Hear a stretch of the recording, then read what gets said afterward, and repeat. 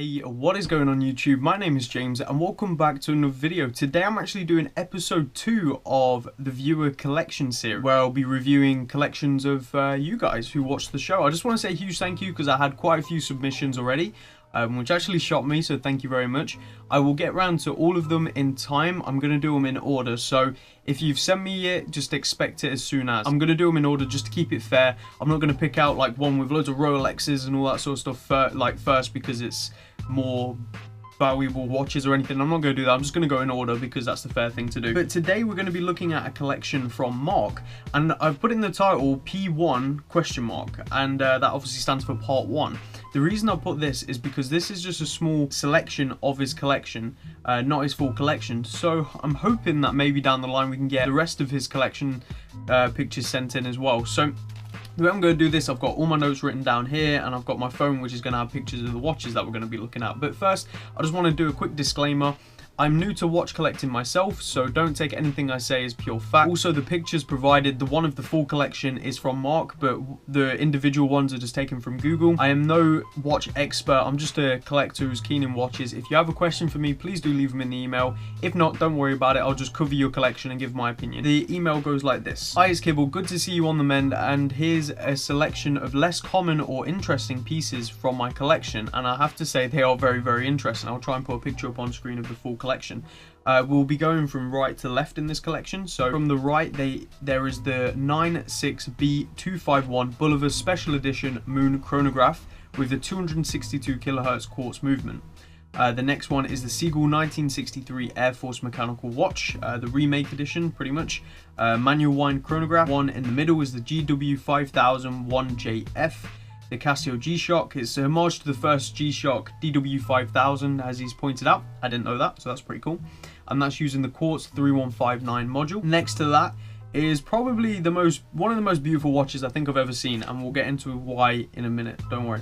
But it's the the SBGR097 Grand Seiko 55th anniversary limited edition using the caliber 9561 or 9S61, sorry. And then finally, on the very end, is a watch that I've actually been reading a lot of recently, and it looks very interesting. That's the 79250BM Tudor Black Bay Bronze, which has got the in-house caliber MT5601. Before we fully get into this, I'm still recovering, so please forgive me if I'm messing up my words and stuff like that.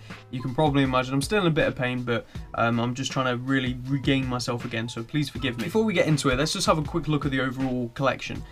This is just a small part of his entire collection. I have to say, this alone would make, personally, the perfect collection. You know, you've got a dive watch in there, you've got a couple of chronographs, you've got just very practical everyday watch, you've got everything. It's the perfect 5. You know, you've got such a luxurious piece with that Grand Seiko, the Tudor as well, and maybe even the Bulliver. You know, they're very specialist and very great and practical watches all at the same time. I love every single one of them. So let's get into it. We'll start with the Bulliver Special Edition. So on August the 2nd, 1971, during Apollo 15 mission, a moon pilot chronograph customized for lunar conditions by Bulliver engineers was worn on the moon. And this model is actually a reissue of that, or like a remake, or whatever you want to call it. It has the high performance quartz movements with a frequency of 262 kHz. It's apparently like just spot on. It's apparently just a really quality movement, and from all the reviews I've read, people are saying the same. It comes with a sapphire crystal with an anti-reflective coating. It's 45mm case, so too large for me, but yeah, a very good size. They say its movement, this is what Bulliver claimed, the movement is accurate to 10 seconds per year, which is just crazy when you think of, like, my Citizen Eagle 7 does more than that a day. And that does that every year, which is just crazy. The original actually had an automatic movement, the one from 1971. So when this reissue was made with a quartz movement, a lot of people were kind of put off. But I think in terms of practicality and accuracy and all that, it makes perfect sense. But in terms of the inner watch snob, I would have liked it to be an automatic as well, but at the end of the day, it's such a great quartz movement that I don't think it really is that big of an issue at all. And this is actually a watch my dad is saving up for. Right now, he's actually saving up for this watch. So if you own this watch and you want to get rid of it, anyone out there, get in contact with my dad. He really wants an Omega Speedmaster. And I completely agree. I think it is a beautiful watch. but it's a bit out of our price range at the moment. And I think this is a great watch. Look, you're looking at about £400 to £500, which isn't a crazy amount.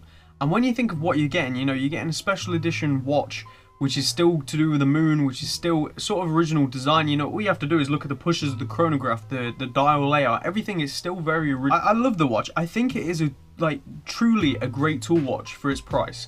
And it's so practical yet so interesting. It's got this varied history.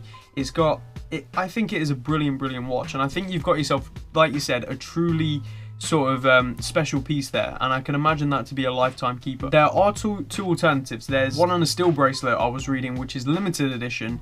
Apparently not many people have seen them in the UK or the US or Europe. And then there's the one that comes on the rubber and I think it's a nylon strap or something, and that's the common one, which is what he owns. But I'm not too sure on the stainless steel one. Apparently Bulova don't even sell the steel bracelet separate because it doesn't actually fit, because it's not the same size or something, which is just crazy to me because they're the same watch. It's just two alternatives.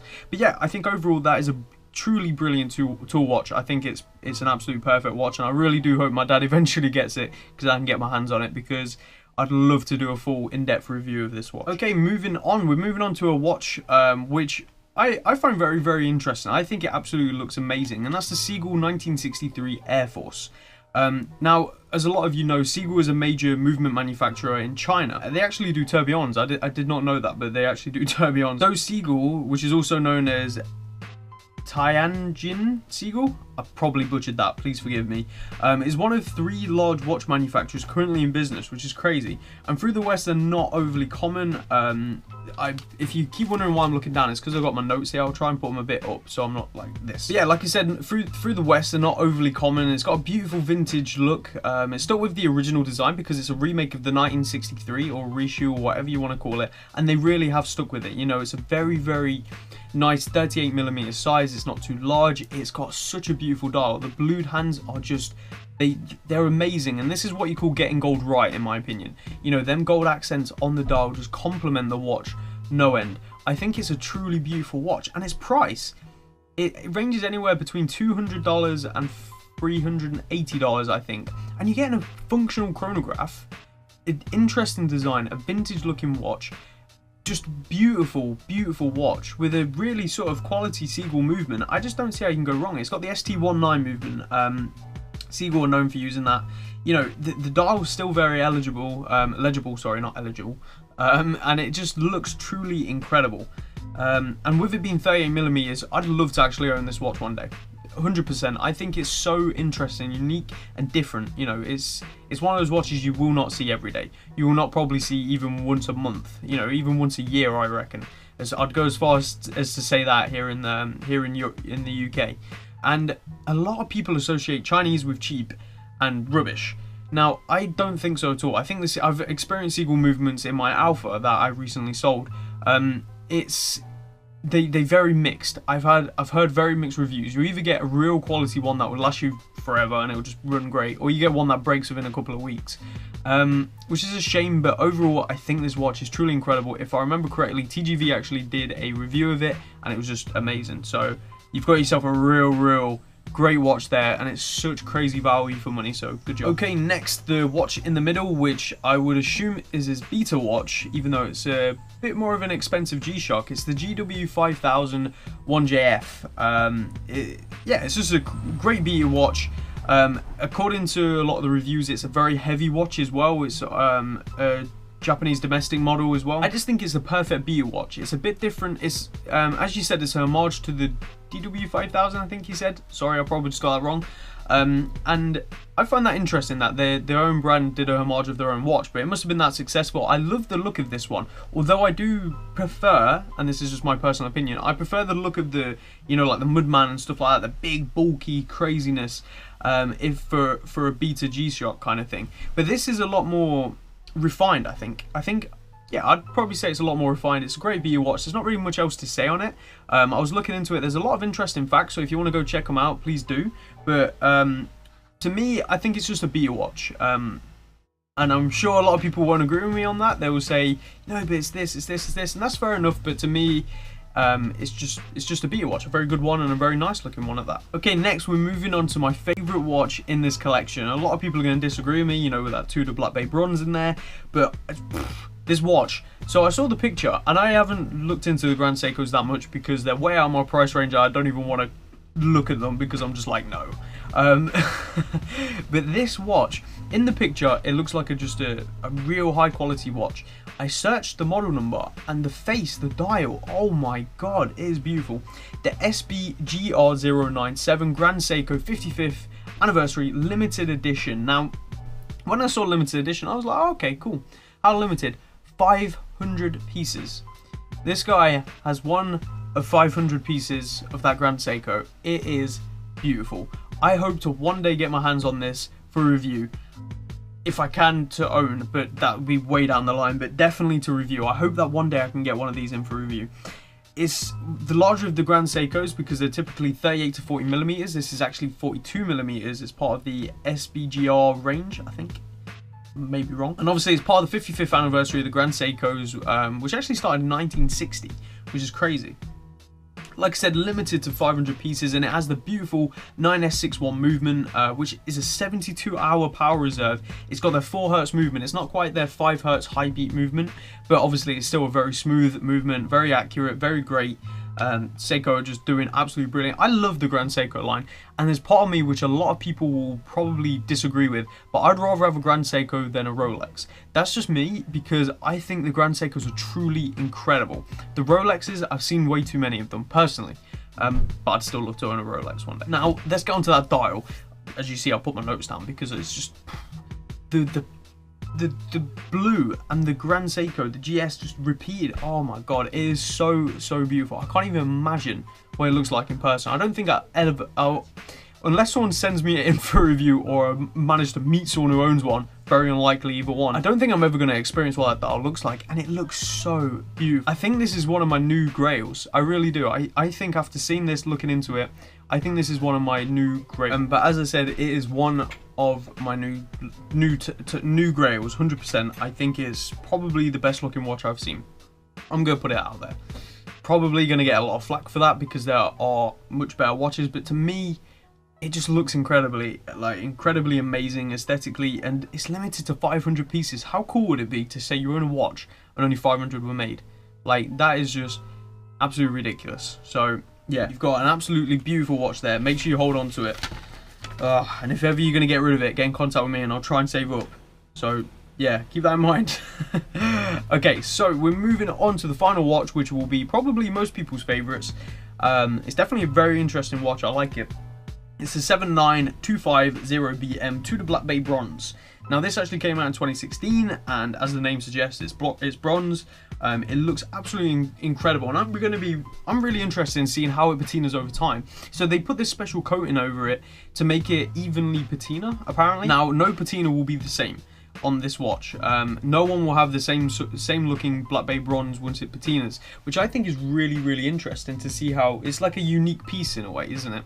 And I'm just really interested in how it's going to look, because if I remember correctly, it goes a bluish tint, and it looks really cheap once it patinas, so it's just very interesting to see a watch company do this. I think Oris did it, and yeah, Black Bay have just really nailed it. I think, like I said, I think it's going to be interesting to see how they look over time and see how the value goes. And I know that's a really weird thing to say, because at the end of the day, you don't buy a watch for the value. But I want to see how it goes, because there's part of me that thinks they're never going to even resell, you know, once they patina it, because people are just going to be like, why would I want that? But at the same time, I wonder if, because of that uniqueness, they're going to sell more, like a lot more. I just don't know. I think it's a very interesting thing that we're going to have to look out for and keep an eye out on the market, because, I don't know, I think it could be very interesting. Plus, they're so cheap. Like, when you think of what it is, you know, it's so cheap in comparison to a lot of watches out there. It comes on 2 straps, and my favourite is that brown leather strap. Oh, it looks so beautiful. It matches the watch perfectly. It reminds me of a Collareb, even though I've never owned one, but I've seen so many reviews of them. It reminds me of a Collareb, and I just think it looks amazing. And it comes on also a fabric strap. It's using the in-house MT5601, which which to the promise that you'll never need, it'll run perfectly, you'll never need a service until your 5-year warranties run out, at least. So that's good at least. You know, there was the whole thing of the in-house versus the ETA or the ETA movement that they were using. Personally, I don't really care. I know that's bad, like whether it be ETA or in-house, I don't really care. What do I prefer? In-house, because it's just cooler, but at the same time ETA is perfect. I don't know, I don't really care as long as I'm getting a real good watch and a good movement. As long as the movement's good and they can promise me that, I'm fine with whatever. That watch is truly beautiful. I'm so interested in seeing how that's going to play out over time. So I hope you keep in touch, Mark, and let me know how it goes with the watch. And yeah, you have, and to think that that isn't your full collection, I'm very, very interested in seeing the rest of it. So if you would be so kind as to send me in maybe another snippet. I don't know how many watches you have, so it might be like 10 parts or 2 parts, you know, I don't know. But I've called it part 1 because I'm hoping he will send the rest in for me to take a look at. But I have to say, from what I've seen so far, you've got a true, that collection alone, just them 5 pieces would be perfect. I can't even imagine what you have other than them. So I'm very interested in seeing it. I want to know what you guys think of his collection as well. Let me know down in the comments.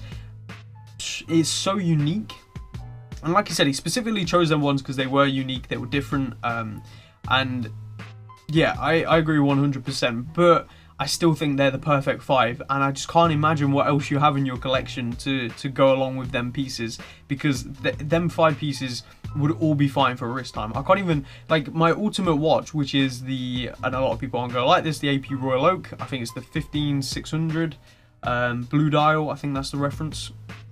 That is my grail, or was my grail watch. I don't think that would get any wrist time if I had a collection like that, and I'm being 100% honest. I think that Bolivar would probably get more wrist time.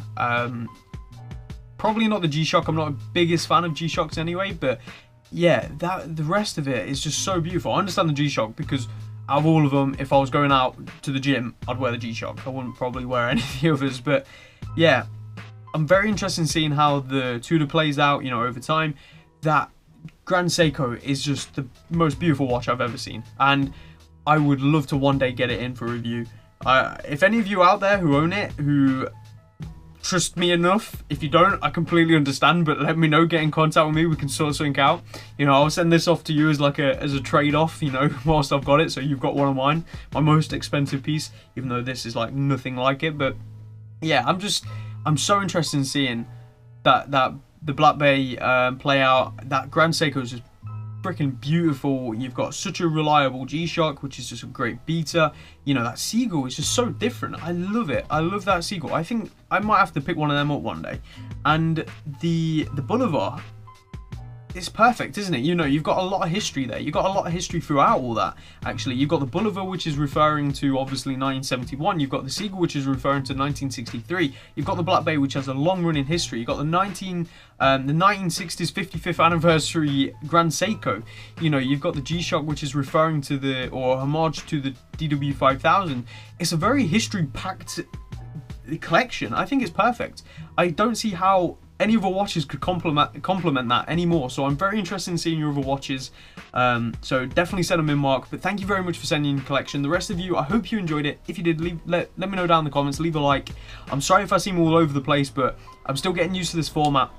But yeah, really enjoyed this. Don't forget to send in your collection. Email is in the description. Send me a picture, send me some information, and I shall definitely put you on the list. But thank you all very much for watching. I'll catch you all again next time. Peace out, guys.